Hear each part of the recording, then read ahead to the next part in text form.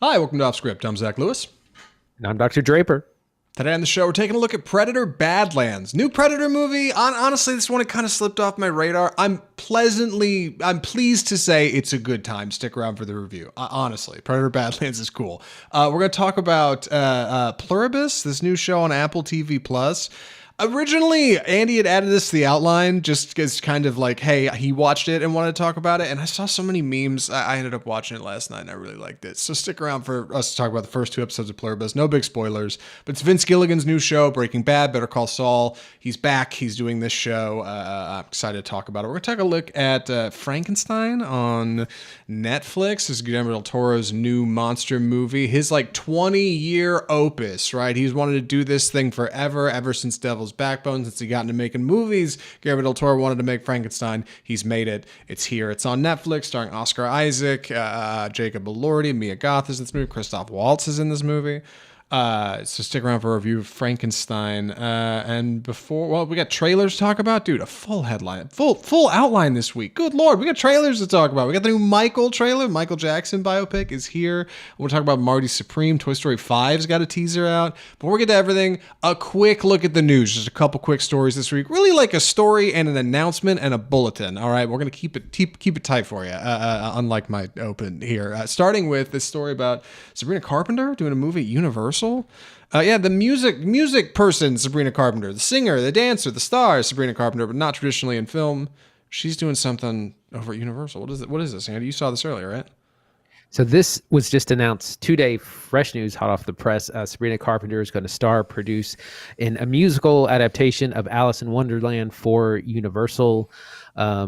Huge news, and it kind of just makes so much sense. Those of you who know me know I'm a huge fan of girly pop, including Sabrina Carpenter, Chappell Roan, Charlie XCX, and more. Sabrina Carpenter has been on the rise. She owned summer 2024 with Espresso, had an album later that year, an album this summer, Manchild, that just came out in August. She's huge right now. She is the moment, and her team approached Universal about a year ago with this idea to do an Alice in Wonderland musical that she would help produce. And the thing is, she just looks perfect. Like, you don't even have to see her in costume to like just imagine her in that part. And it's a real interesting development for singers that are getting into film more. Ariana Grande is a great example of that in Wicked, of course, and Charlie XCX is doing some film projects coming up, and she's also doing the music for Emerald Fennell's Wuthering Heights. And it's really interesting development because pop stars didn't really used to do this. There were attempts like Justin Timberlake and Britney Spears had small movies. Justin Timberlake famously in The Social Network, that's a classic movie. But then he never really developed into like a film star. But things are very different. Sabrina Carpenter, of course, has a background in TV. She was on the show Girl Meets World, a couple of movies, of course, big performer. So she's kind of getting her own Wicked that she can star in and probably print $1 billion.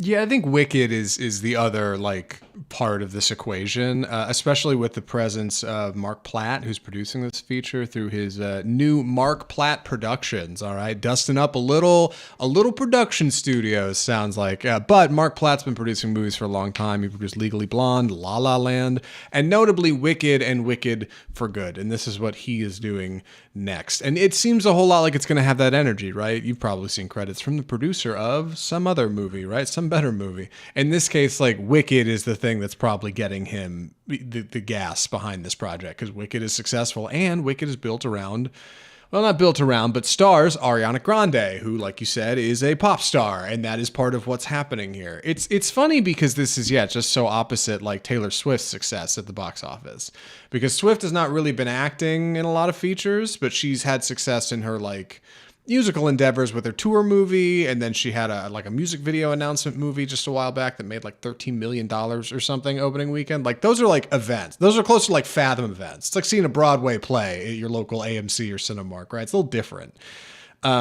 her acting stuff has not been very successful. I think the last thing we saw her acting in was Amsterdam when she was run over by a car in a really bad looking effect. Just awful. Famously, just yes. terribly bad. I remember seeing it in the theater and being like, oh my God, like jarringly bad effect that she gets run over. But and anyway, this seems like Carpenter stepping more into, like proper acting. Like you said, she'd done a little TV, but maybe this would be something bigger. And I bet this does real good on streaming. Yeah, it makes so much sense. Like I said, and like I said, she's been in films. She was in the Hate U Give and one of the movie I can't remember. So like she's not a stranger to the screen, but she hasn't been like a headliner in a film. So it'll be interesting to see how that plays out. Her star is definitely on the rise, I think, and they'll have another year or two to develop this film. And yeah, it could be a huge hit. Yeah. And Universal's likes doing big stuff, man. They've been taking some big swings with cool creators.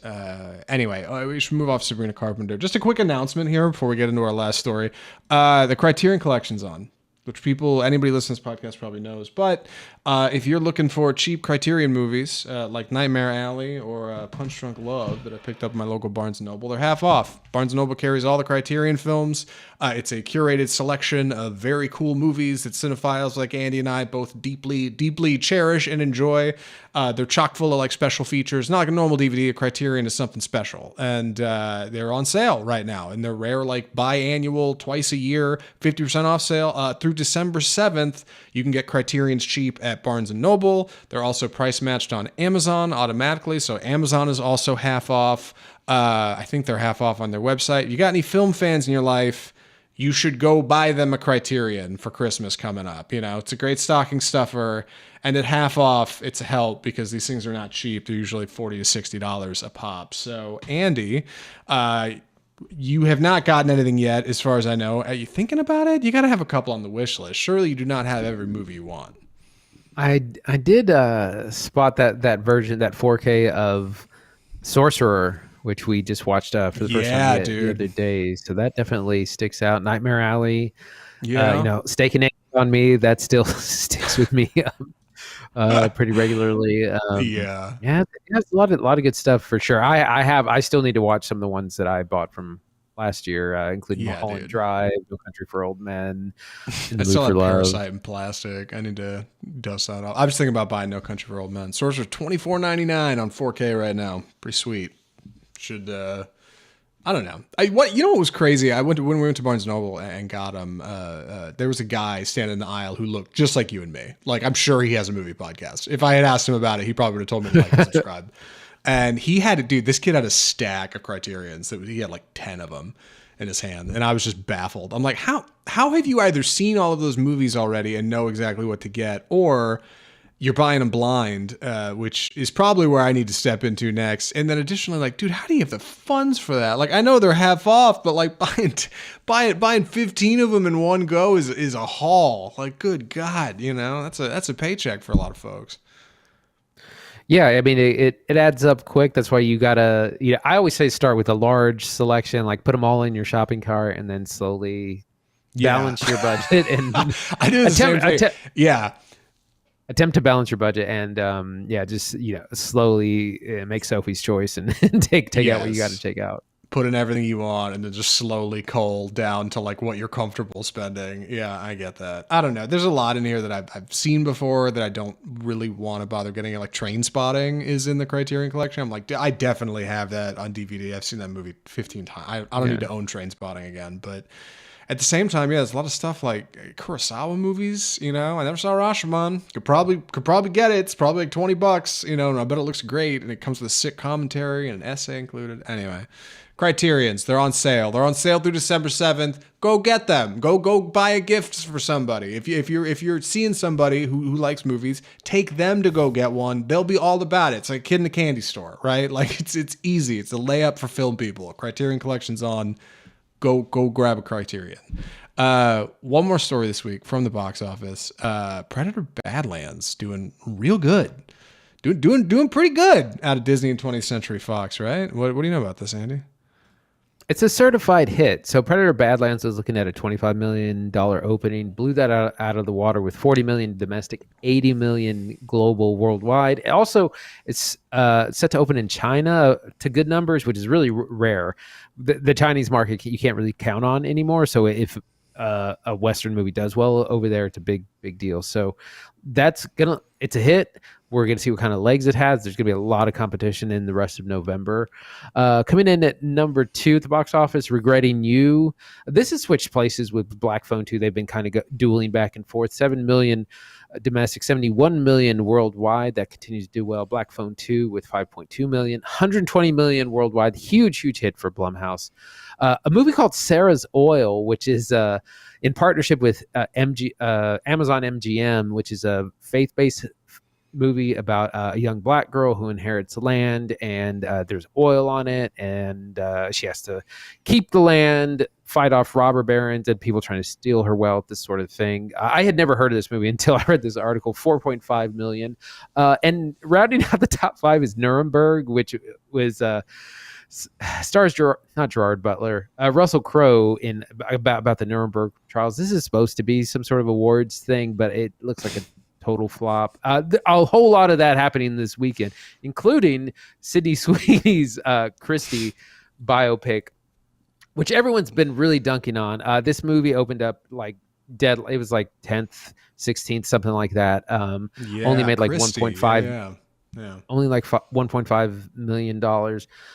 No one's seen this. And November is when I guess awards month is starting, because there's a number of other big, like Lynn Ramsey's Die My Love also came out, as well as there's just lots of these Oscar baity movies coming out. And I feel bad for this because the story of Christie is like someone who was a pioneer in female boxing, seems really interesting and important, and it's just getting swept under the rug, partially because Sydney Sweeney's kind of become a controversial figure. She kind of doesn't do well in these interviews when they ask her pointed questions, but you have up and down years when you're an actor. Like last year, Sydney Sweeney had Anyone But You in 2023, which was, or 4, that was really successful. Then she had Immaculate in 2025.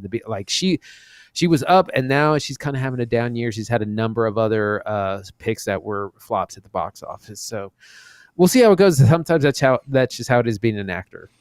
I'm really surprised Predator Badlands has done as well as it did, just because, like, dude, we go to the movies a lot, and I feel like I'm pretty squarely in the target audience for something like Predator Badlands, and like I just didn't see a lot of ads for it.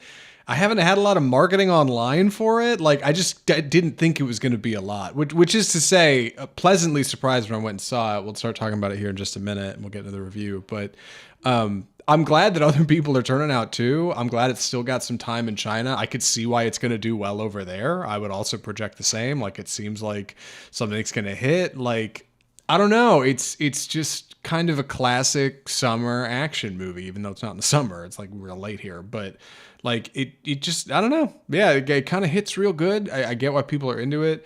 I shouldn't laugh, dude, like when I think about Russell Crowe and Nuremberg, but like Russell Crowe and like Steven Seagal's careers have like such similar shape. You know what I mean? They've just gotten like fatter and they sit down more in every movie. And I feel bad for saying it because Crowe has so much more talent. Like, oh my God, like obviously he has so much more talent. He's just getting into like kind of his twilight years, and this is where he's headed. And like I see that. It's a little like I don't know. Yeah, maybe like Anthony Hopkins or something. Like, but like I do just sit down and put me in the shadows. I kind of chuckle when I see him in Nuremberg. Like, I'm sorry. I just don't. I just see Russell Crowe. You know what I mean? I'm not convinced that he is like the character of this persona of who he's being. Like, I know he's acting opposite Rami Malek in that movie. I should probably watch it. Maybe cover it for the show. Throw a thumbnail on it. Who knows? Maybe people would watch it. But boy, I just like it's like what he did that Exorcist movie, right? He did the Last Exorcist or whatever. The Pope's Exorcist. He's a fat exorcist, and it's like, come on, like, chunky pope or chunky priest. Doing here? Yeah, like it's fine. It's fine. Russell Crowe's got so much money, he does not need it. He does not care what I think. And yeah, dude, Sydney Sweeney underperforming is I don't know. Yeah, dude, she's done some weird interviews lately, and I saw something about her like actively not denouncing white supremacy, and I was like, okay. Like, I don't know if she's trying to be edgy or what she believes, but like, I don't. Maybe my girl needs a little slice of humble pie. A little bit. Immaculate was so fire, and I really thought that was her moment. And like, we were gonna get like this Sydney Sweeney boom, and it's just been kind of quiet lately. Yeah, she's definitely trying to be on like the Timothy Chalamet path, or even Mikey Madison. Like, this was her attempt at an Oscar, like for this role to portray the boxer. She put on like 25 pounds, I read somewhere, of like muscle, and just like transformed her look. Like, she has this, it's in the 80s, so she's got this like Jerry Curl mullet. It's not her like blonde bombshell look that she's kind of known for. And but she hasn't been promoting the movie very much, and it has gotten no awards buzz. Like, it debuted at a couple of the festivals too. I mean, no one even covered it. It just like, from what I heard, is it didn't really work in a lot of ways, and it's a shame, because when we saw the trailer, we thought that Ben Foster was the best part of that. Like, the performance wasn't really convincing. Some people have compared it to The Smashing Machine. Sorry. Some people. I like Ben Foster. I don't mean to shit. I sound like such a hater, being like, she sucked. Like, no, that's not it. That's not it. That's not it at all. I haven't seen Ben Foster in a minute. Yeah. But I hear you. Yes. People have been comparing it to The Smashing Machine, where it's another, like, although The Rock delivers a great performance there, audiences just weren't really interested in this kind of really unknown person. And like I said, the high watermark of female boxing was already kind of done by Hilary Swank in $1 Million Baby in 2004. So you're going to have a hard time. Like, you're going to have that kind of physical transformation. I'll probably watch it I'd like to watch it at home, like probably just see what it's all about, the story. I think it is a real shame that it's kind of getting swept under the rug. Yeah, you're right. It says here, she wrote this whole Instagram post about it. She's deeply proud of it. She said it is, Christy has been the most impactful project of my life. Thank you, Christy. I love you. Like, I don't know. Wouldn't know it. I get, yeah, right. I guess she seems sincere. I don't know, dude. I don't know what's going on with Sydney Sweeney. Like I said, I saw the weird thing about white supremacy and was like, okay, girl, like, I don't know, whatever. What is she doing next? She's doing a movie with Amanda Seyfried, right? Like the nanny, the housemaid. The house, yeah. Okay, so, and that's very much her traditional shape. Like, she's got the hair, she's wearing glasses that she takes off dramatically at the end of the trailer. Like, come on, perfect. She's gonna nail it. Yeah, I don't it's know. interesting to see these like Oscar attempt films, that because actors just actively do that, when they're kind of going for that, like they're going to transform into a role for a couple of years, get lost. Austin Butler did it famously for Elvis, didn't get an Oscar, but that was a well-known, like, it's a pretty iconic role that he's done. So she's trying it too. I heard a comment that it was like, it seems a little early for her to be trying for this. Like, her career needs to maybe build up, and maybe in a few, like 3 to 5 more years, do a more serious movie that's like, so she can become like an Emma Stone kind of thing. So, but it's not working at least right now. I don't mean to put you on the spot, but just off the dome, do you know how old she is? I don't. I have no idea. I think she's 27, 28. Yeah, and she was making Immaculate was really cool, and a lot of that was apparently like driven by her behind the scenes. Like, she's definitely hungry. I just think maybe she needs a better team to help her pick projects or something. Like, I don't know. She was one of the people in the Madam Web, for God's sake. It's like, girl, like, what? Yeah. Come on now, like, we're better than that. Like, Chalamet's not doing Madam Web, you know what I mean? You're doing, like, I don't know. So she's figuring it out. I hope she comes around on not doing white power stuff. Anyway, we should talk about Badlands. I got to stop talking about Sydney Sweeney. Like I said, I was really surprised by this. Andy's going to be taking the summary, so I'll get out of his way. Andy, please take it away. Predator Badlands. So this is actually the second Dan Trachtenberg Predator movie that we've reviewed on. We've reviewed now 3 movies on this show, Predator movies. The Predator in 2018, which starred Boyd Holbrook, which wasn't very good. And then Prey from a couple of years ago, which started Amber Midthunder. That came out on Hulu. It was a straight to streaming thing. Really good. Everyone kind of liked that. They were like, we're so back. And so he's also come back for Predator Badlands. And it's interesting because this is now owned by Disney. It was acquired in the Fox merger in 2019. And you can kind of see a little bit of that in the filmmaking. Predator, of course, originally came out in 1987, a John McTiernan film starring Arnold Schwarzenegger. classic of modern action films, spawned a million memes, a couple of sequels, a couple of bad movies and crossovers. But we're so back with this hit. So Predator Badlands, the story is the Predator is the protagonist.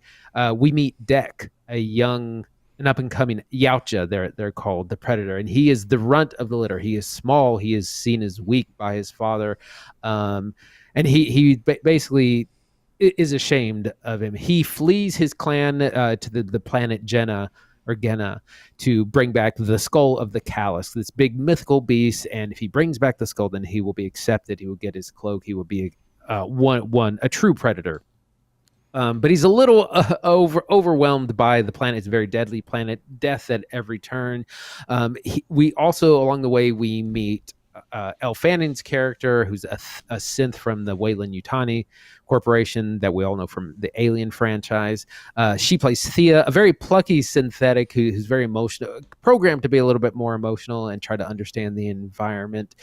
They strike up a bit of a friendship, help each other out. They make some other friends along the way in Battle of the Planet and some other evil that I won't get into right now. That's our setup. Zach, what'd you think? So Predator Badlands is a very fun time at the movies. It is a great popcorn flick. It feels like a Saturday morning cartoon. It feels rough and tough. It's badass when it needs to be. It's charming. Honestly, it's got a lot of shades of The Mandalorian, but without like the family friendliness so emphasized, and pointedly with Elle Fanning sitting in the middle of it, right? Like that's the thing. We've got our kind of Mandalorian tough guy character in Dek, who's kind of our strong silent type, our warrior. We have a cute little kind of buddy that briefly shows up, not as emphasized as like Grogu, who is like side saddle. It's a bit of a Baby Yoda moment. Yeah, we have a little bit of a character just kind of hanging out in like the second and third act, just kind of trailing in there. And then in between the two of them, we have our Elle Fanning character, who is this android who we find who's incapacitated and needs Dek's help, and Dek needs her information. So the two of them strike up this friendship. He literally throws her on his back with like some vines, and we got it. We got our backpack character, which makes them less like Mandalorian and Grogu and more like Luke Skywalker and C-3PO and R2-D2. And like that kind of changes the shape of what we're doing just enough to make this a fun adventure that also manages to be really like cool and badass and feel neat. Great set design, great art direction, really good music in Predator Badlands, like, and sharp effects all make for like a really fun 90 minutes, like really fun time at the movies. So I'm excited to talk about Predator Badlands. I didn't think this would be that good. Turns out it's really fun. So yeah, let's jump into it. One thing I wanted to mention real quick is that this is the first Predator movie to be PG-13. Probably might have been as well, actually. But a lot of people were really worried about that because the Predator is known for being a pretty hard R kind of franchise. And so people were like, is it going to be too soft and too kid gloved? And I'm happy to say that it's not. We can talk a little bit about the changes of IP and franchise in the last 20, 30 years in a second. But I think one of the things that works so well with this is the action. We get tons of action the entire time. It doesn't really slow down, so it has a really quick pace. It starts with a big action scene. When we get to the deadly planet, there's death at every turn that has to be negotiated and survived, and Dek is learning and kind of training along the way. We do discover Thea, and there's just death at every turn, and so we get tons of Predator action. It does, like I said, it's PG-13, so it is kid-gloved a little bit more. You're not ripping people in half, but you're fighting CGI monsters, so it's a little bit more family-friendly that way. Well, yeah, this is a production of Trachtenberg. Like, this movie's clever because it doesn't actually feature any humans. Like, at most, you get aliens or androids, and none of them bleed red. And that's the MPAA is always big about that, right? We can't have red blood on screen. It's where Quentin Tarantino had to make part of Kill Bill black and white. Like, that's not a problem here. We just didn't write any humans into the story, which is really clever. And backseating us with the Predator as our protagonist is flipping the script on the whole franchise in a way that is so confident and refreshing. And I think that's something that Trachtenberg really understands. Like, he does not feel like the weight of having to deal with franchise expectations in making a new Predator movie. Prey, Predator, Killer of Killers, and this, Predator Badlands, are all coming from him. And every one of those is like a clever, thoughtful, Prey not so much, reimagining of like the Predator formula, and it all works. It reminds me of Matt Reeves making Batman. Like, you'd think a normal director would come in and be kind of frightened by like, oh God, Predator fans, we got to have everything that's in a Predator movie, right? We got to have Arnold, and we got to have somebody getting covered in mud, and we got to have I Ain't Got Time to Bleed, and we got to have everything cool in a Predator movie. If we don't have that, it's not going to work, right? It's much like Shane Black's Predators. But Trachtenberg just kind of throws that against the wall. It's like, no, man, no, I just think they're cool characters. These like timeless intergalactic warriors who take no shit from nobody. And I think I can tell cool stories with them across time and space. And like, works great, man. Yeah, it turns out you don't have to be lore heavy. And this movie isn't. There is a bit of the Weyland-Yutani Corporation shows up, which is charming for old Alien fans. And those movies have crossed over here, right? Like we've seen Alien Predator, Alien Predator Requiem. So that stuff's neat, but like, yeah, it's PG-13. You can take kids to it and it's passable and works. Also because there's not a lot of humans, not a lot of like cursing. So you don't have to worry about that really. Like it's cleverly written in a way that it's not demanding of these elements that are like sorely lacking. Yeah. It's really interesting, with our characters that are, like you said, it's friendly enough for the family. Sorry, I'm kind of blanking on what I was going to say. I had a brilliant point. We got to talk about performances, and of which there's like one effectively. Yes, actor Dimitrius Schuster-Koloamatangi plays Deck, the Predator. He plays multiple of them actually, as because it's a very physical role, and also he's doing the voice, and that they developed a language for this, and that's actually him speaking. It's not a bunch of sound design stuff. I mean, I'm sure they did some post production, but like I said, they actually developed this language. It's very physical. He's got to do lots of like fighting, lots of action scenes. Got to probably wear a big clunky suit. But it just works so well. Elle Fanning, who's also having a year, she's in Sentimental Value, which is going to be a big Oscar film that we're going to watch at some point. So she's having quite a year. Like I said, she's very, very plucky character, more plucky than these synth. Usually the android characters are pretty heartless and cruel, and she's just a little bit more plucky. And she's it's funny because she has to kind of convince Deck to work together, because he's like, no, but the predators, the Yautja don't have friends. I can't have a friend, otherwise I'm weak. And he's like, well, what if I'm just the tool? And he's like, okay, well, I can have a tool. That's different. So that's real interesting. And they basically carry the movie. She's the kind of lighthearted, brings some levity to the movie. She has lots of action scenes as well. Like they're bit like she was working on this at earning the paycheck for sure. Yeah, she's fantastic. Her character's cut in half. So we really just have her top half, and she's getting carried around for most of the movie. And then you find out she's got a bit more to do. There's kind of some other things going on. And also we do end up maybe running into her bottom half again at some point. I think Elle Fanning's kind of tremendous in this movie. And she manages to be like almost annoyingly charming to start, and then like before you know it, you really fall for what she's doing, and she manages to be curious. Like that's what works so well about her character. She's not telling Deck what to do. She's like suggesting and asking questions and trying to learn more about him, and like he starts to develop a kind of understanding of her. Yeah, originally he takes her because it's like, well, you have an encyclopedic knowledge of this place I've never been. That's invaluable to me. You're coming with me. But before you know it, it's like, well, hold on a second. He actually maybe starts to care for this thing a little bit. It's funny because the movie opens with a title card. Predators are prey to none, right? Like they are nobody's friends. They are only predators. That's all they do. And then the movie goes to great lengths to disprove that. Like it gives our character a name. It gives him a family, a brother. Like it gives him a goal, right? It gives him a friend. Like it turns out that predators can be so much more than that. And ultimately, like that's what makes them strong, and that's what makes them capable, you know, of not just being brutal killers, but of understanding. Deck's ability to see the world around him in this movie, these like worms that blow up if they get too close to something, or like these like lizards that shoot darts, or these poisonous plants, and like adapt those into weapons and like turn that into something that he can use against his enemy is really clever. Not only for defeating the beast that he is coming here to get, for getting the head, the trophy of this intergalactic creature, but also for like figuring out where Elle Fanning's characters come from and how to get that back and maybe even how to get back to his own planet, like larger problems that loom over his story. So one of the things that's interesting in the Predator films, the Predators have incredible technology. Like they have an invisibility cloak and all this targeting stuff, and they're not just fierce warriors. They're technologically more advanced than the people they're hunting.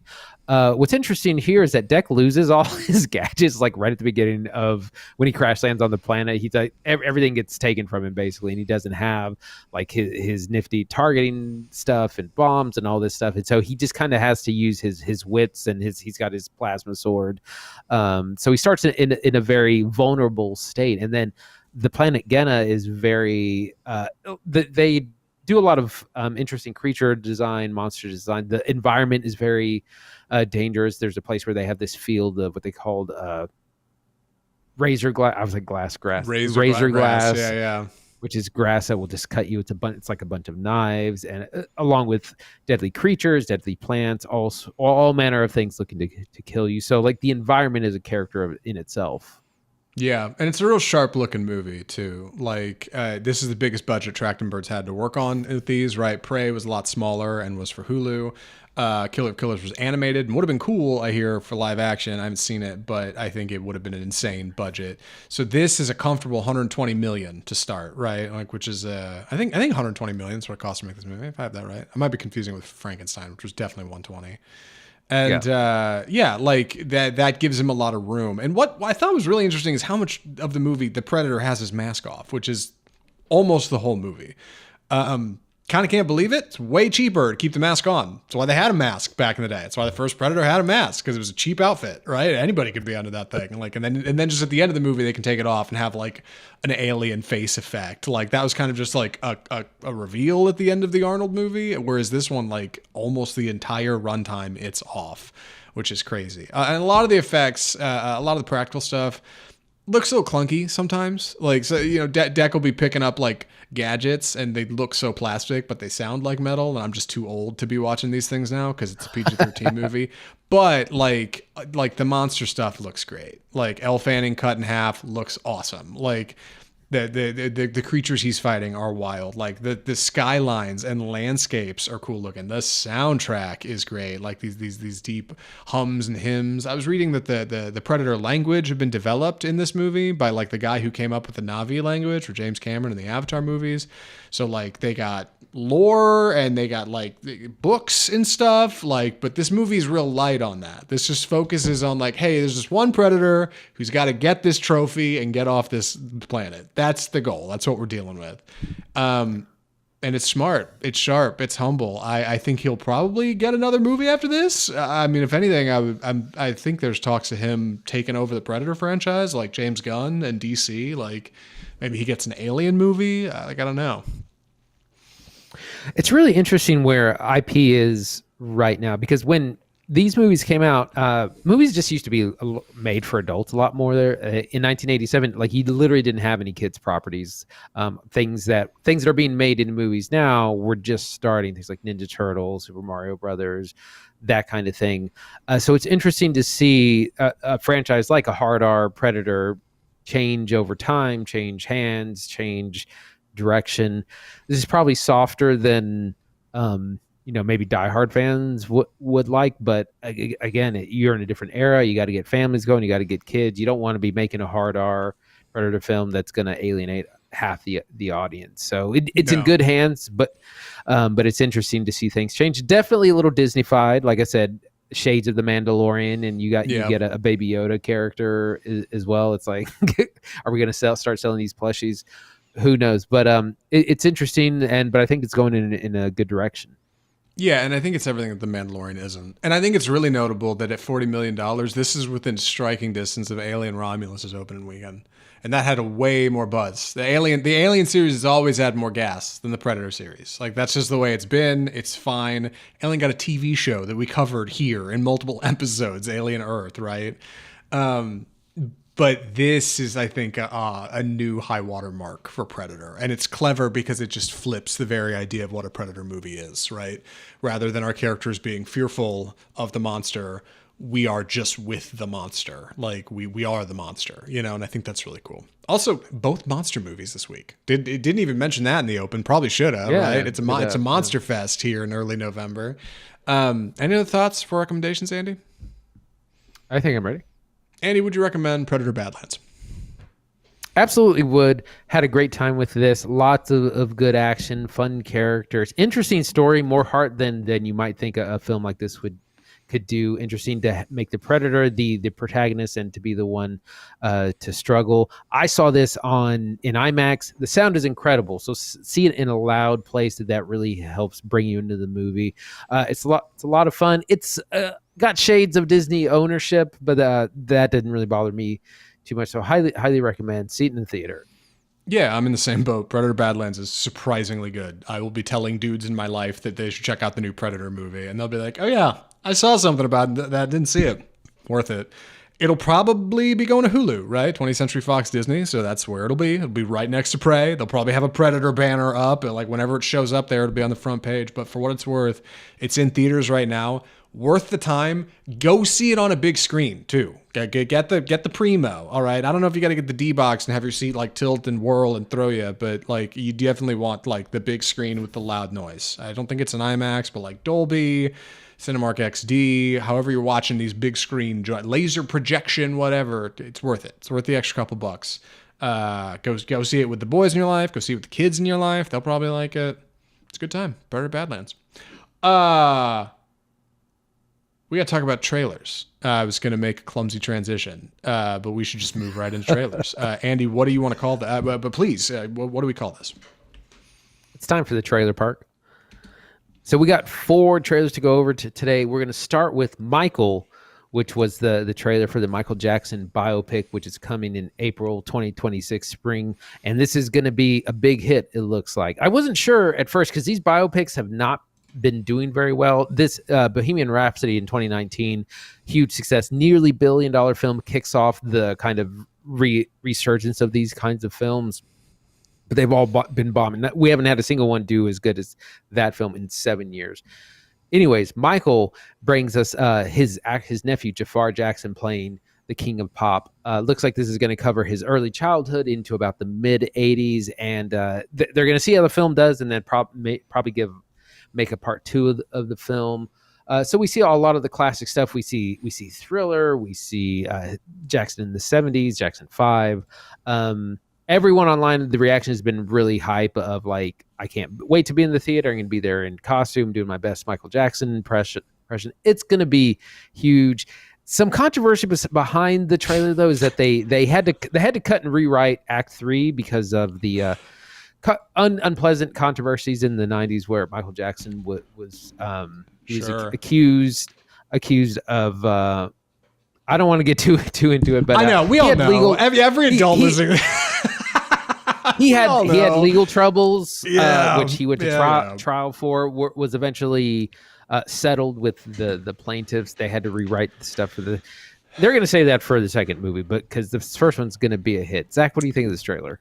So I have mixed thoughts. First off, I think it's a teaser and it's fine. They're calling it a trailer, but it definitely plays like a teaser. It doesn't give you a lot. There's very little plot. But it's just a bit of a taste of, hey, this thing's coming down the pipe. Notably from Antoine Fuqua, who's been working on this for like multiple years now. I read this movie is kind of been a mess in production. Andy kind of got at it there at the end. Andy and I first heard about this movie a few years ago now. And I remember thinking, this is not going to work. What do you mean you're going to do a Michael Jackson biopic? Don't you know about the entire second half of his illustrious career, right? Like everybody does. Just seems like you don't touch it. It's like Disney's not going to make a live action Pocahontas anytime soon. They could. It was successful, but maybe not. And Michael's kind of been in that space too. But yeah, this is big talent. We have Jafar Jackson stepping into the role, who people say is very much like what he's doing. From what's in this teaser, yeah, my man looks like he's right on.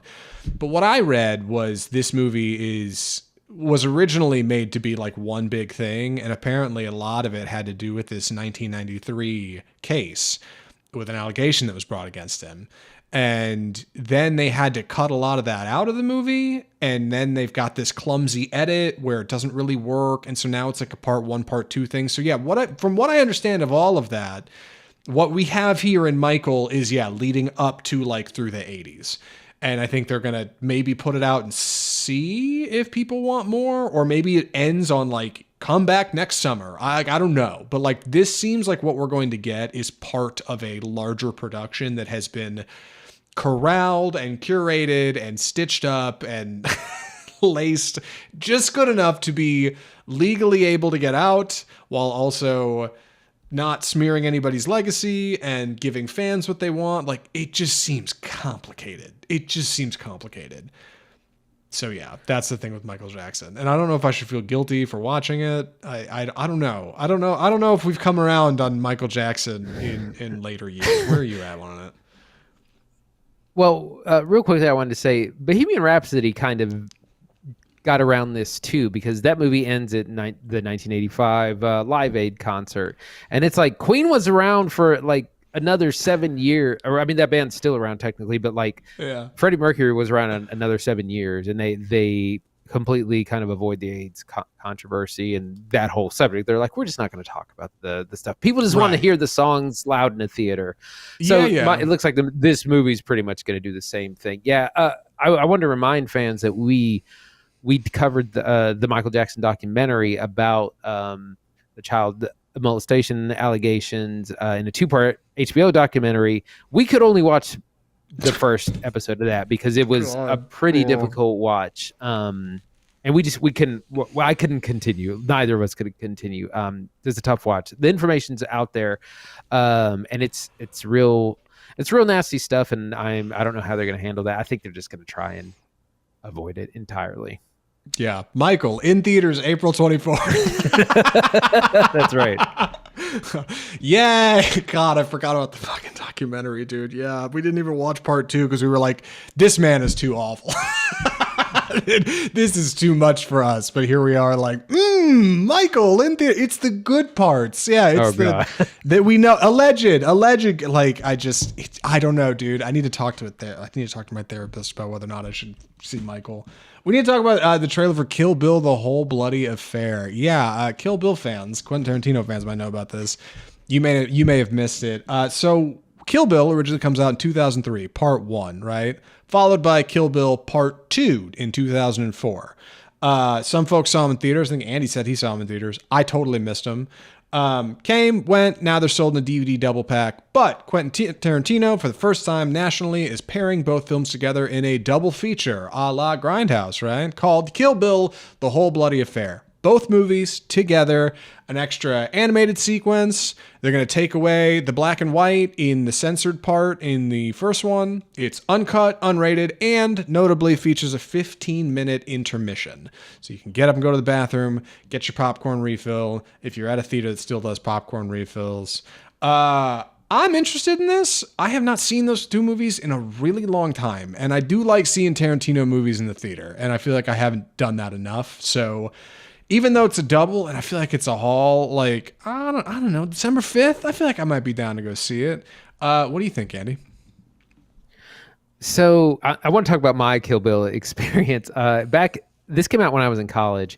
And when this trailer hit the internet, back when that was a very new thing, I could not stop watching this. I watched this trailer like daily for like 3 or 4 months until the movie came out. Like, I was obsessed. And the thing is, when the first trailer came out, it was just going to be one film. It was supposed to be like a 3.5 hour thing. Eventually he cuts it in 2 because it's just too long, which I think is the better move because he gets more. You have 2 long films. The whole thing is about five hours long. You're going to be there for a while. 281 minutes, I read, is the whole thing. Yeah. And for those who don't know, Kill Bill is Quentin Tarantino's version of a kung fu film of the old like 70s and 80s samurai films, revenge. Uma Thurman plays the bride, a character waking up with amnesia, goes on this big quest for revenge to kill the titular Bill. She must chop her way through other realms of assassins along the way. First film, tons of action. Second film, slower, meditative. People a lot of times forget that part. Yes. This is a bit much for me. Like, I love these films. I haven't watched them in a long time, but man, 5 hours is a long time in a theater. Yeah, I hear you. I'm going to work on Andy. Let me see if I can get him to come with me. Maybe he'll come with. I think I'll go see it. Like, I don't know. I'll go for it. I don't mind a good double feature every now and again. And yeah, dude, these are the movies that Tarantino uses along with Grindhouse as an excuse that he has not made 10 movies yet, right? He's like, well, these are technically one, even though they definitely came out separate. So like, he still says he's only going to do one more movie. I don't know how many more chances I'm going to get to see a Tarantino film in a movie theater, you know? So I don't know. We'll see. If it comes, also, I would be more interested if it comes to a fat screen too. And I'm not sure it will. I doubt Dolby's getting this thing. Like, this is probably going to be a little standard screen at the end of your cinema, huh? Like way down at the end, but we'll see. What's next, Andy? The trailer for Marty Supreme just dropped. This is, of course, Timothée Chalamet's new movie, directed by Josh Safdie, the other Safdie brother, about Marty Mauser, a real-life person from the 50s, ping pong player. And this is our first look at Timothée Chalamet in the role in the movie and in the tone. This looks like it's a kind of film that Tom Hanks would have done 20, 30 years ago. It's in a good way, and that's not derogatory. That's a very positive thing to say. It's kind of an old school 90s pick, but he plays Marty Mauser, a young man who has a dream of being a professional or like world-changing ping pong player. He has a dream that nobody sees but him, and he's like, one day I'm going to be great. And so people are like, well, what if it doesn't work out? He's like, I don't even think about it not working out. Like, he's so dedicated to it. It's a great line. And he's just struggling. He's behind on rent. He can't support his family or his parents. But he gets a chance by Kevin O'Leary from Shark Tank, who's somehow in this film. And he's gonna get back. He's gonna go to China. He's gonna it's a whole Soviet thing. You got to fight against communism through the paddle. He's also got a lot of personal turmoil. He has this movie also stars Odessa A'zion, who's in I Love LA, coincidentally. He has some sort of complicated relationship with her as well, messy personal life, but he's a man seeking greatness and is going to go to hell and back to get it. I'm real interested in this. Looks great. Like I said, it's that kind of got that old Spielberg looking charm to it. Yeah, this looks like a lot of fun. It's been exciting getting two Safdie brothers movies in a year, right? Like typically they make their movies together, but Benny Safdie split off and did Smashing Machine, which we saw just a few weeks ago. Reviews up on the channel. Josh Safdie is getting Marty Supreme out this holiday, and this one looks just a little bit more cinematic. Smashing Machine was kind of very closely based on a documentary. Actually, we covered a lot in the review. So that's a little bit more like handheld and a little bit more like I don't know, kinetic, and it's supposed to feel much more like you're where you're at. This is much more cinematic. It's a lot more shots on tripod. It's a lot of like fancy lighting, and yeah, it's Timothée Chalamet doing it up big, right? Like being a dumbass in your 20s, like who's just chasing a dream. Like, and I don't know, it's exciting. It's exciting coming from a young director, seeing young talent in it. I'm down for the new Timothée Chalamet movie every holiday. Why not? Absolutely. I was excited for Wonka when that came out in the holiday. I was excited for Dune. I'm excited for Marty Supreme. So yeah, I think it'll be a good time. And that's out Christmas Day, right? That's going to be the big. It'll be take your family. It's definitely the kind of movie for people who don't go to the movies a lot. Like, it looks like a great time. I'm looking forward to spending the holiday with my family and getting on Twitter and seeing people just hitting like how great Marty Supreme is. Hopefully, if it's good, right? Or how terrible it is. Anyway, the memes will be outstanding. One more to cover before I move on to TV Corner. Real quick, a teaser for Toy Story 5 is out from Disney Pixar. Toy Story 5 is the 5th entry in the long-running animated series, the flagship for Pixar, right? Toy Story put them on the map back in 99. Here we are now, just 26 years later, and Toy Story 5 is the story of Jessie, I think, is the lead, right? Our young toy cowgirl, who is a toy of Bonnie, along with Buzz and all the other toys, and Woody, who I think is hanging out, even though at the end of Toy Story 4, he definitely was kind of doing a big send-off. And anyway, Bonnie, their young owner, gets a new toy that is a screen. It's called the Lily Pad, voiced by Greta Lee, who we just saw in something else. Or Tron. God, she was in Tron area. Greta Lee was in Tron. House Ares, of Dynamite. House of Dynamite. She's in that, right? Yeah, 50,000 U.S. soldiers dead, and for what? Yes, House of Dynamite, of course, Greta Lee. And all the toys realize that Bonnie is infatuated with this new screen device, right, like an iPad, and they have to remind her that having real toys is a lot more fun than that fancy technology. Honestly, I haven't seen anybody else with this take yet other than Andy on Twitter like 2 hours ago. You rattled off that thing about this just being Buzz Lightyear and Toy Story 1 again. Dude, you're totally right. That's exactly what's happening here. Yeah, it's the same. Oh, look, a brand new toy is showing up to replace the old toys. That's literally the plot from the first movie, just recycled for 2025. Well, yeah. Which instead of Buzz is the spaceman, instead of Buzz Lightyear being the newbie, it's Lilypad, the iPad thing that's going to replace all the kind of traditional toys. I'm sure it's going to make $1 billion, but man, it seems so lazy. And this is back what I was saying about like Predator. You know, we used to make movies for adults. I was listening to the Rewatchables, and they were doing like the 1989 movie draft, talking about all these movies, everything aimed at adults. And now we're kind of at the opposite end, where everything is aimed at kids. And I mean, partially it's a little bit of catch-22. You don't support adult audiences, and so adult audiences don't go, and vice versa. Sure. So everything is for the children these days. Yeah. Well, that's very true. Toy Story 5 in theaters June 19th currently is when it's scheduled to come out. So keep it here. I'll probably end up going and watching it, dude. Like, I'm a sucker for Disney Pixar. Like, I don't have a lot of confidence in it, but you know what? I'll buy the popcorn. I will turn my brain off, and I might just enjoy Toy Story. It might be a good time, right? Who knows? It's Pixar. Pixar's usually fun. So, I don't know. I'll probably end up covering it here on the show. Let's get out of here. Let's get out of Disney Pixar. Let's get to something much more exciting. This is a new television show in a special edition of our TV Corner. Andy, you want to tell people what we've been watching? Pluribus. So this is the new kind of mystery show from Vince Gilligan, of course, creator of Breaking Bad and Better Call Saul, on Apple TV Plus. This show has been really kept under wraps. It's been very mysterious. Like, you watch a trailer, you don't really know what it's about. It stars Ray Seahorn, who she was, of course, one of the leads in Better Call Saul. She played Kim Wexler in that great role in performances across 6 seasons.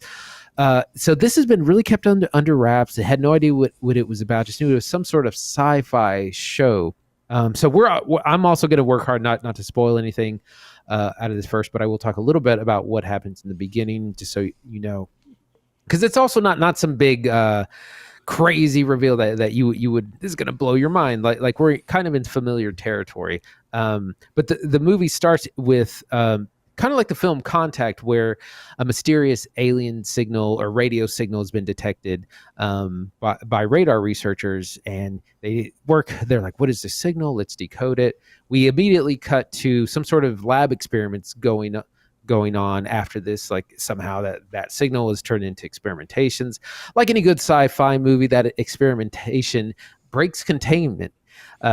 And then things get real weird. And I'm not going to say any more than that, but if you're thinking that sounds like XYZ, that's kind of what it is. Like I said, she's not trying to do some big like bait and switch or some like, oh, you'll never figure this out. That's not the point of the show. In the second act, we meet Ray Seahorn's character, who's a romantasy author, a very famous and successful one. She has a legion of fans. They love her Waves of Waikara book series about a pirate who sails on a vessel across purple sand. And she hates it. She's miserable. She hates her fans. She hates her books. She's very successful. Like, she has a big house, adoring fans, lots of money. But she's like, this is just like, it's like terrible writing. It's not like what I really want to write. And that's kind of the introduction to her character. And meanwhile, like, we're introduced to her as things start to get very strange in the world because of this breach of containment of some science experiments. That's all I'm going to say plot wise. But from there, this show is excellent. It's I've really been surprised. I've really liked it. Before I talk too much, Zach, what are some of your initial thoughts? I'm very much into this show. I just watched the first couple episodes last night. There's only 2 out right now. It's on Apple TV Plus. I definitely want to talk more about what's going on in it, but I hear you. We should probably keep it a little buttoned up.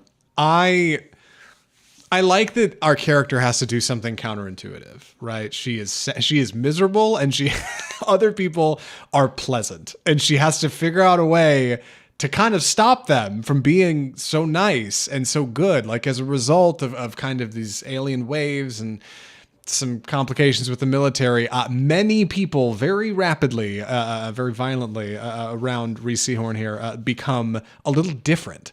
Like, everybody becomes a little bit different but her. Like, she's kind of left out of this group, and everybody seems to be doing so much better, and it's pleasant and is happy and is working efficiently. Like, problems are solved right in the world. There are no lines. People are not angry and hollering at each other. People are off the internet. People are working more. Everything's great, except she's had something taken from her. She suffers a great loss when this kind of happens. And this directly equates like all of these people changing with this horrible change in her life.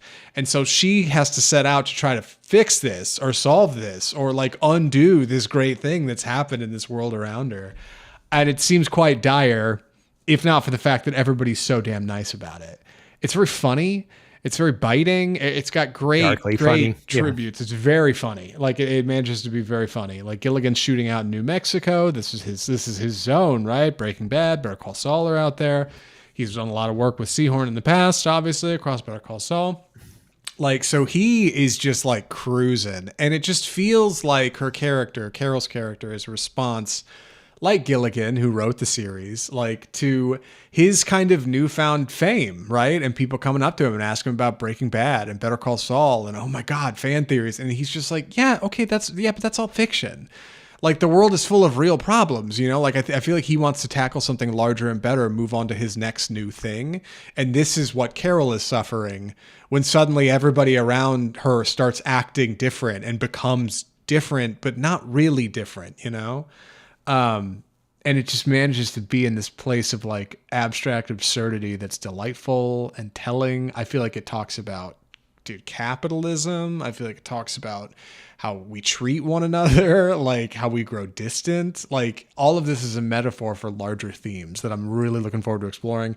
Episode 2 is a banger too, by the way. I won't get into much of what happens there, but like immediately picks up after episode 1. Fantastic time down the rabbit hole. Very interested to see where it's going. I'm impressed that Apple has managed to keep so much of this under wraps, because it just seems like more would get out about it. But like, no, it's been very tight, and it's very inclusive. They want you to come see, come be curious, and come find out what Pluribus is about.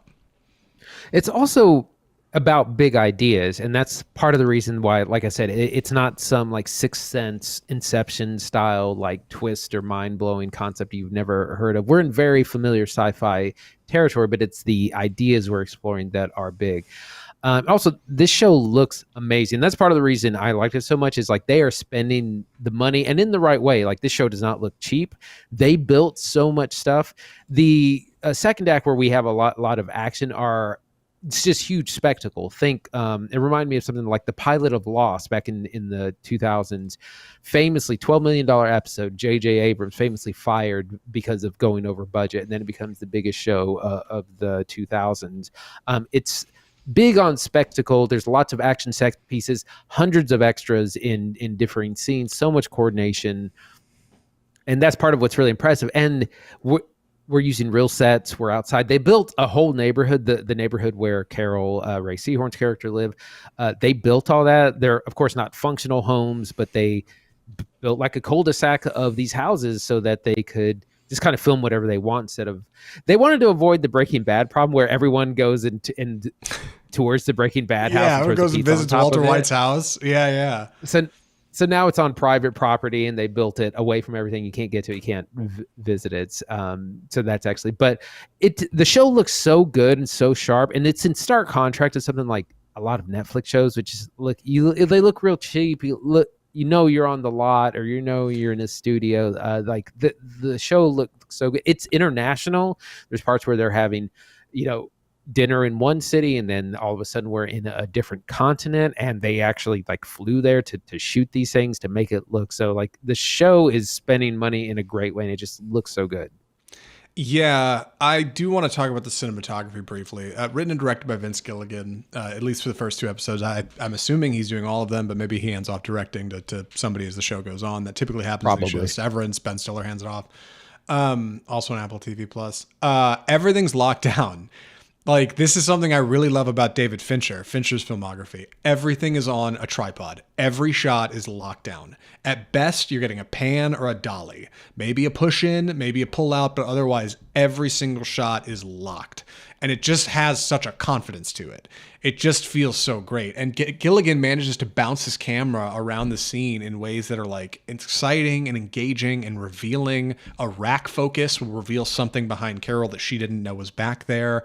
Like a clever wide shot will reveal Carol doing something here while there's an entirely different activity happening in the back. God, in episode 2, he shoots a conversation between Carol and another person, and he films Carol in close up and the other person in wide across her lawn, and you never get a close up cut to her because this stranger is far away and feels distant. Like, it's so clever in how it's shot. The presentation's excellent, Pluribus. And this is particularly important because we're about to talk about Frankenstein, where Del Toro has a completely opposite angle in his cinematography. He wants every shot to have motion, which we'll talk about in just a second.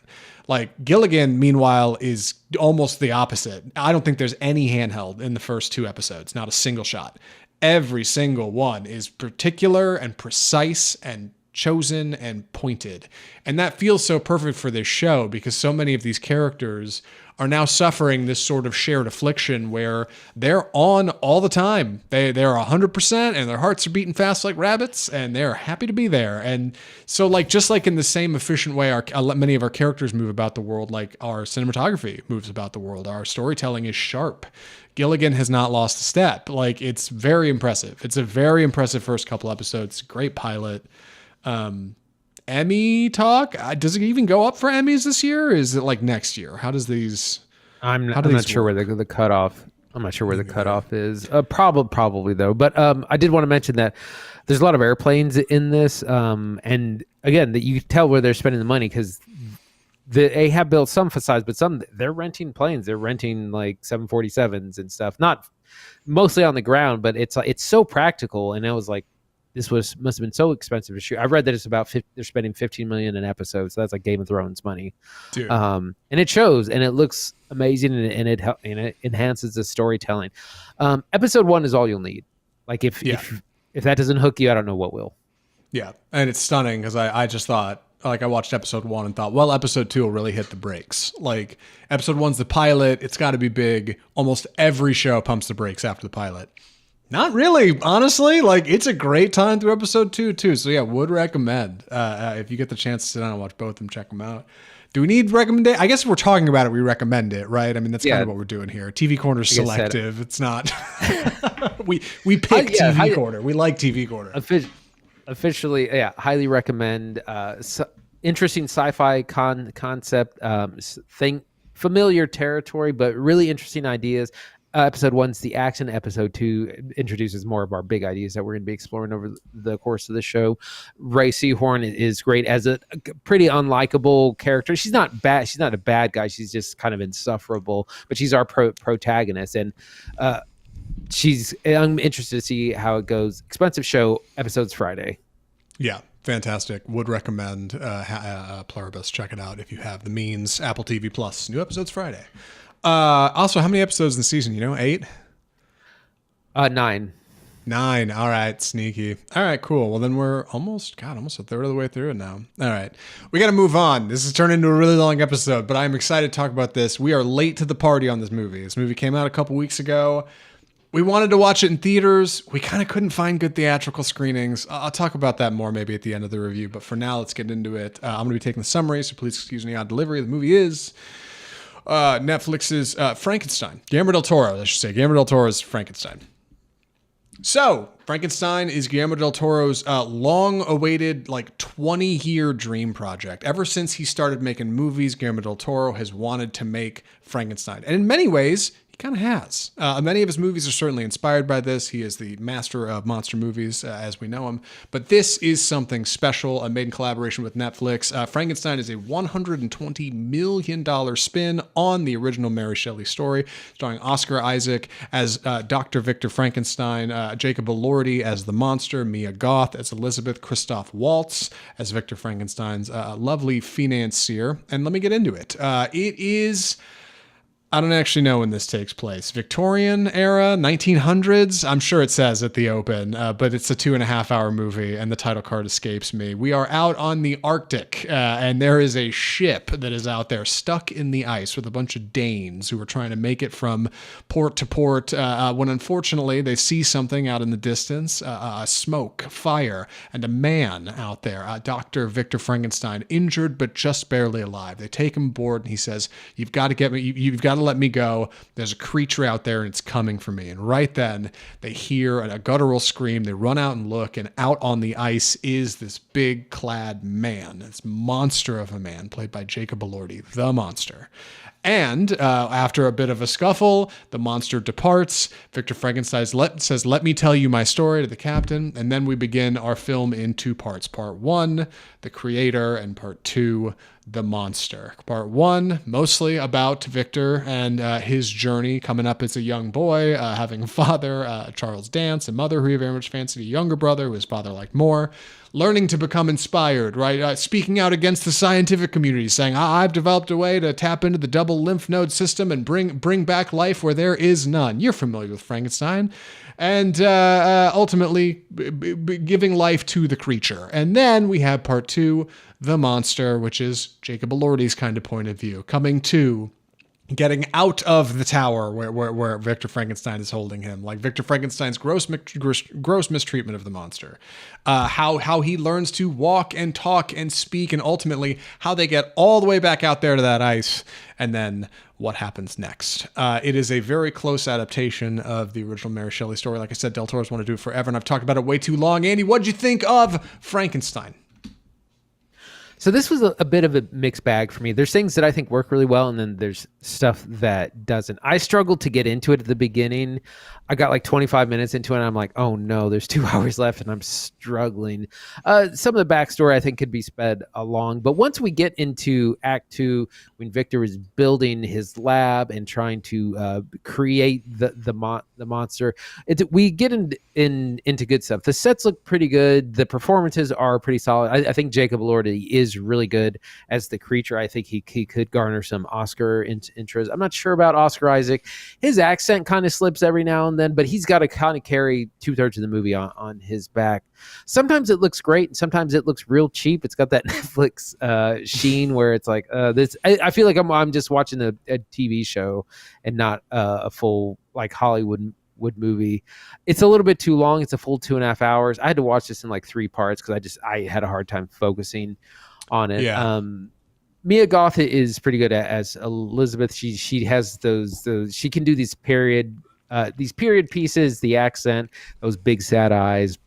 Good at that, but the length, I really struggled with the length. But when it's cooking, it's cooking. Yeah, I think this, it's where do I best jump in here? It's tough when a director wants to make a movie for 20 years. It's tough because they have a lot of time to sit on what they want and how they want it to look and what they want it to be. And Del Toro's here. It is his time to make this movie. He got over $100 million to make Frankenstein, right, at Netflix. And I think like the stuff that works really good is like the adornments of the set, which admittedly, like there are incredible sets in this movie. The sets are really good and all feel very practical, but they also feel a little studio. I think the lights coming in windows just look a little phony, and everything looks a little bought and placed. You know what I mean? Stuff does not look like it's been here a long time. It looks like we put it here to make a movie. And additionally, the acting is great. The picks for our cast are great. I think the costumes are great. I like the writing. I like the dialogue. I think it suffers in its pacing. It's just too long. And there's a tighter edit of this, but who's going to tell Guillermo Del Toro, hey, you need to cut 10 minutes out of your movie? God, I was listening to the Ringerverse cover of this, and Amanda, she was like, this should cut 30 minutes out of this movie. But there's a tighter cut of this movie for sure. And additionally, I think it suffers in its cinematography. I had to go look it up and figure out who shot it. And it's his longtime cinematographer, Dan Lausson, shot this movie with Guillermo Del Toro. And right after I watched it, I went and checked out the Nightmare Alley Criterion collection commentary that I'd been wanting to check out. And he mentions in there early, because I was curious. I was like, why is every shot moving? Every shot moves in Frankenstein. I couldn't figure it out. It's constantly moving. It's either a push in or a pull out or a dolly, but it's all like steady cam, slowly pushing in to shots, just constantly pushing in or constantly moving. You can watch it in the trailer. We've got the footage up. Every shot has motion in it constantly. The camera is moving. It's crazy. And he mentions in there, I want to see if Nightmare Alley shared this, and it does. It's way more subtle, but Nightmare Alley also has a lot of motion in its shots. But he says in there that he really wants every shot to have motion. Del Toro wants his films to flow like water. Like he wants you to feel a constant sense of motion as you're watching it. But what that means here in Frankenstein is many shots start on a wide and push into a medium. And then we do some medium shots and the camera's kind of moving around our characters. And the next scene, start on a wide, push into a medium. Start on a wide, push into a medium. Combine that with like simple lens choice and your movie starts to look flat. And even with all these sets and even with the costumes and how good Frankenstein looks, I think in person, people end up saying it feels like cheap, it feels TV, it feels Netflixy, and like I have a hard time disagreeing with them. Like it's not for anybody's lack of trying. I think it's just a kind of combination of how he wants this movie shot and how determined he is to show off like how good these sets look, like how ornate they are. Yeah, the sets sometimes, like I said, it looks real great, but sometimes it looks like I'm on the set of Wicked or I'm on the set of Wednesday, the TV show. It's just sometimes it's not convincing. It's almost like an expensive movie made too cheaply. Like he needed $150 million, maybe probably $200 million to really make it as convincing as he wanted to. It just sometimes the stuff in the lab looks great. I think Act 2 is probably the strongest part. There's a big part of the creature story where I was like, "God, dog, we got to cut this." Let's talk about performances, because I think that's really. We have three main characters, and Oscar Isaac and Jacob Elordi have to carry this the most. Yeah, I like what Oscar's doing. I definitely heard people say his accent slipped. I guess I was just into the visuals. I didn't quite notice as much, but I did notice he has a very distinct British accent for sure. Like it's very obvious. My man's been practicing in the mirror. It sounds good. But not great. Elordi has the big job, right? He's got to be the monster. Yeah. Quickly before I get to him, Mia Goth is kind of this Elizabeth, like this kind of wonderful gal, kind of playing our femme fatale, very sweet, big doe eyes, like you said. Christoph Waltz also in here playing the financier. Harland, I think is his name. Anyway, Harlander. Harlander. Elordi's got the big job as the monster. The monster cleverly has a redesign. We don't have like the Boris Karloff, like bolts in the neck. We don't even have like Christian Bale's like funny Frankenstein that's going to be in The Bride in March, right? In the Maggie Gyllenhaal movie. This is more like I'm gonna rip this right off Ringerverse, like Dr. Manhattan kind of Frankenstein. Like he's kind of this cleaner, sleeker, kind of white, light blue Frankenstein with some good makeup to see he's kind of cobbled together. But he is a bit of like a new form, right? He's been like reborn unto, right? And he has kind of poor this things. Like new, modern Prometheus sort of poor things, modern Prometheus sort of ability. He is kind of superhuman. He definitely like can get damaged and just come back. Like he can get shot and get up and keep walking. Like he's just kind of invincible and regrows all the time. So he's effectively like almost a Superman sort of character. And I think that's clever. Like it gives you some space for him to kind of be something new and different. He's covered in makeup. Elordi does a good job, I think, of being the monster for what's in here, especially from like a young actor, dude. Like it would be easy to phone this in or be like, I don't get it, but he seems to be really into it. Yeah, it's interesting. There's not really a definitive version of Frankenstein. Even Mary Shelley was kind of forced to rewrite it in about 12 years after publication to make it more kind of have a more religious tone. They didn't like that Victor Frankenstein was a victim of his own pride and hubris. They were like, oh, let's make him fated for this. So she had to change her version, and everyone's version since then has been slightly different. So that we get some of that here as well. That takes some liberties, but again, probably closer to the novel than a lot of adaptations. Sometimes Oscar Isaac is he's on fire and he's like cooking in some Oscar stuff, and then sometimes his accents. It's not just the accent. It's just sometimes he doesn't have great material to work with.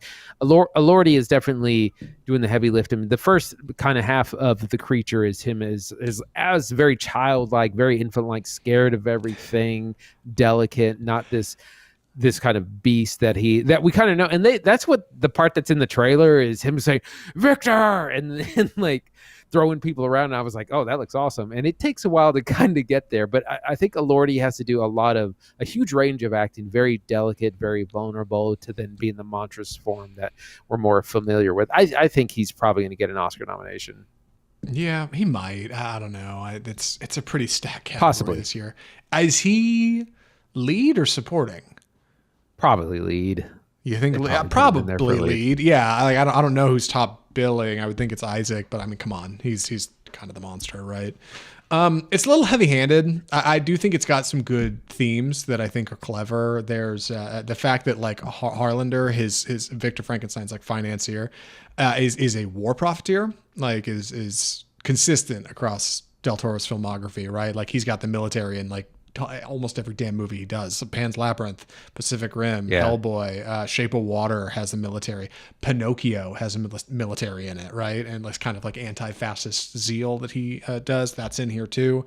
Having to source like Victor Frankenstein having to source his bodies from corpses from a battlefield, and he's got to get the ones from the middle because the bottom ones are crushed and the top ones are exposed to the elements. Like clever. Frankenstein Victor Frankenstein has an odd relationship with his mother, and he's got this like white figurine of like a pregnant woman, and then later Harlander's cane has one just like it on the top. Like I think there's a lot there to kind of dig into and sit with, but I think a lot of it gets pushed back by the technicals. Yeah, like the visuals are a little lacking.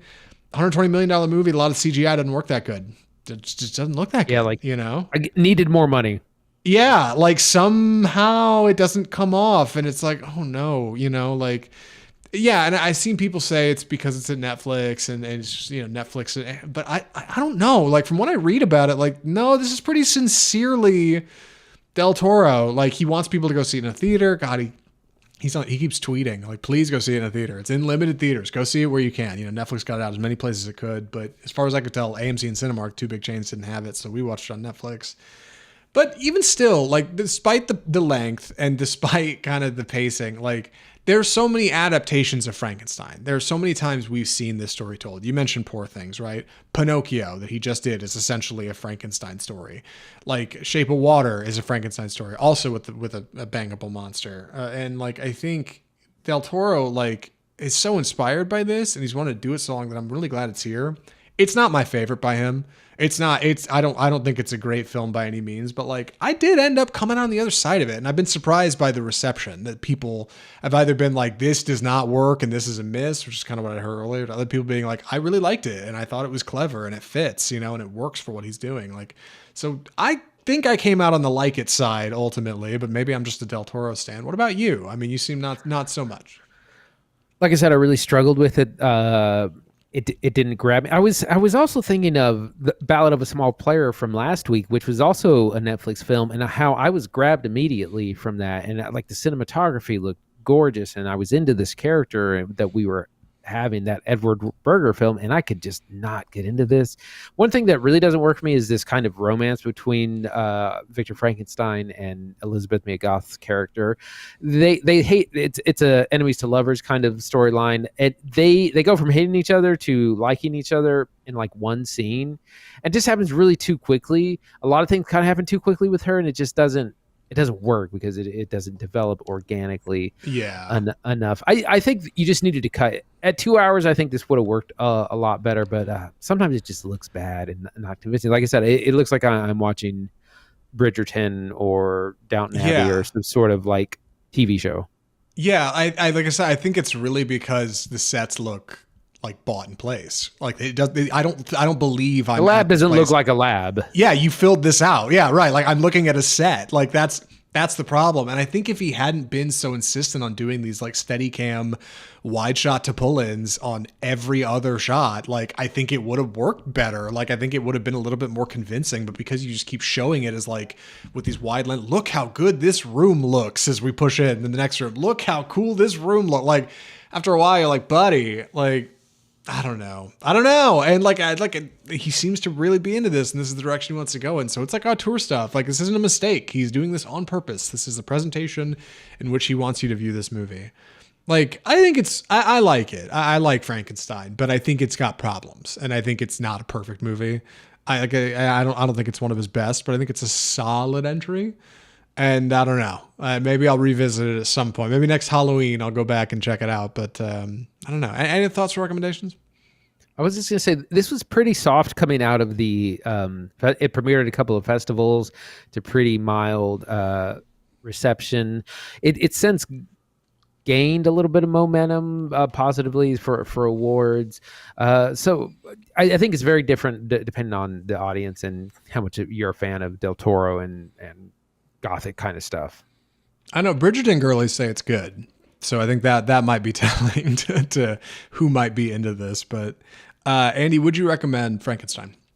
This is actually going to be a soft pass for me. I think if you're a fan of Del Toro and Gothic stuff and you really want to see, if you're really interested in it, I say give it a go. I think it's way too long at 2.5 hours. You got to cut some of this story down. The performances are good by Jacob Elordi, of course, as the creature, and Oscar Isaac as Victor Frankenstein. Sometimes it looks really good. Sometimes like the sets and effects all come together in some really incredible looking stuff. And then sometimes it looks real cheap and real bad. So it's going to be a soft pass for me. I'm on the opposite side. It's a soft go for me. Right? That's the opposite of pass. Yeah, it's a soft yes. If you're into it, you see it on Netflix, you're like, yeah, I gotta check that out. If you go for like romance dramas, and especially like historical romance dramas, because that's kind of what we're getting into here, period dramas, like could be a good time. Use that pause button, man, on Netflix. You don't got to watch it all in one go. It's split into 2 parts. So you could watch part 1 on one night, part 2 on another night. Obviously, it's intended you would watch the whole thing, but like being on Netflix, it gives you the ability to kind of step away if you like, do your laundry. Like it is long, but I like it. I'm glad I watched it. It reminds me of, I feel like the best analogy is like your kid bringing you like an art painting from class. Look, I made this. You're like, that's awesome. I'm gonna put this right here on the fridge. That's how I feel about Del Toro's Frankenstein. I'm like, that rocks, sick. I'm glad you made it. Boom, slide it on the shelf. What's he doing next? You know, like it's good. I'm glad he's got it out of his system. I'd love for him to do something contemporary. You know what I mean? God, imagine a Del Toro movie set in modern times. Imagine. Can you? I can't. What does that even look like anymore? You know, maybe get away from the period stuff for a minute. I don't know. I'm sure he won't. My man loves his monsters, but yeah, Frankenstein's been a fun journey, I think, into what he really wants to make. Yeah, absolutely. And I'm always going to watch what Del Toro does. He's one of our modern masters. We loved